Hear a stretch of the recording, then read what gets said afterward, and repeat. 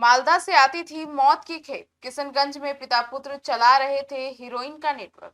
1 करोड़ 8 लाख की ड्रग्स बरामद। नमस्कार, आप देख रहे हैं सिटी पोस्ट लाइव। मैं हूं सृष्टि राज। बिहार के किशनगंज जिले में पुलिस और सशस्त्र सीमा बल यानी कि एसएसबी की संयुक्त कार्रवाई में अंतर्राज्यीय हीरोइन तस्करी के एक बड़े नेटवर्क का पर्दाफाश हुआ है।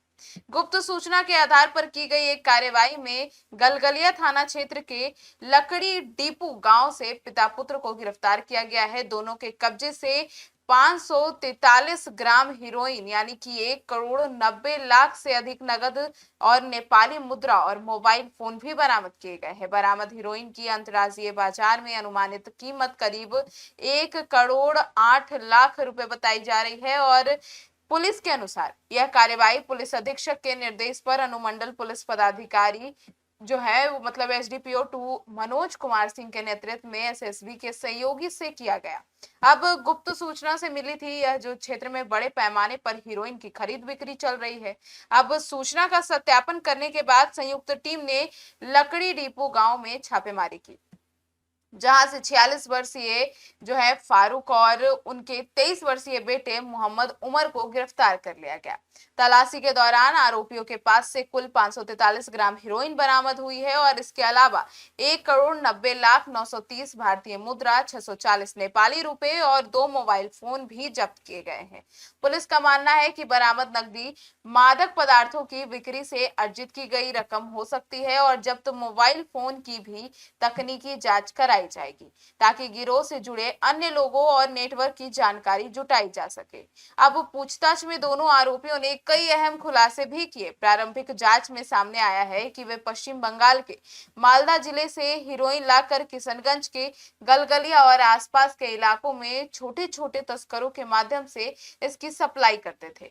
पुलिस को आशंका है कि यह केवल स्थानीय स्तर का मामला नहीं बल्कि बिहार और पश्चिम बंगाल से जुड़ा एक संगठित अंतरराज्यीय ड्रग सिंडिकेट है और उस जिसकी कड़ियां अब कई अन्य जिलों तक भी फैल सकती है। अब जांच एजेंसी अब इस पूरे नेटवर्क के बैकग्राउंड और फॉरवर्ड लिंक खंगाल रही है और पता लगा रही है कि हीरोइन की खेप मालदा तक कहां से पहुंचती थी, किन रास्तों से उसे किशनगंज लाया जाता था और किन किन लोगों के जरिए उनकी सप्लाई की जाती थी। साथ ही तस्करी से अर्जित अवैध संपत्ति और आर्थिक लेन देन की भी जांच शुरू कर दी गई है। पुलिस रिकॉर्ड की जांच में यह भी सामने आया है कि गिरफ्तार आरोपी मोहम्मद फारूक का आपराधिक इतिहास पहले से रहा है। उनके खिलाफ पश्चिम बंगाल के दार्जिलिंग जिले के एक खोरीबाड़ी थाना में वर्ष 2016 में एनडीपीएस एक्ट के तहत मामला दर्ज किया गया था और इसके संकेत मिलता है कि वह लंबे समय से मादक पदार्थों की तस्करी से जुड़ा हुआ था।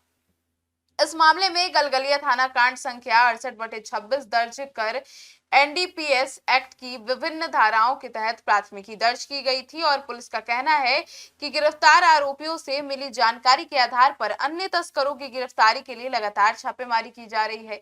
अधिकारियों का दावा है कि इन कार्रवाई से क्षेत्र में सक्रिय ड्रग नेटवर्क को बड़ा झटका लगा है और आने वाले दिनों में इस सिंडिकेट से जुड़े अन्य लोगों के खिलाफ भी सख्त कार्रवाई की जाएगी। अब किशनगंज पुलिस ने स्पष्ट किया है कि जिले में नशे के कारोबार के खिलाफ अभियान लगातार जारी रहेगा और युवाओं को नशे की गिरफ्त से बचाने के लिए ऐसे नेटवर्क का कठोर कार्रवाई की जाएगी। पुलिस और एसएसबी की संयुक्त कार्रवाई को सीमावर्ती क्षेत्रों में मादक पदार्थों की तस्करी रोकने की दिशा में एक महत्वपूर्ण सफल माना जा रहा है।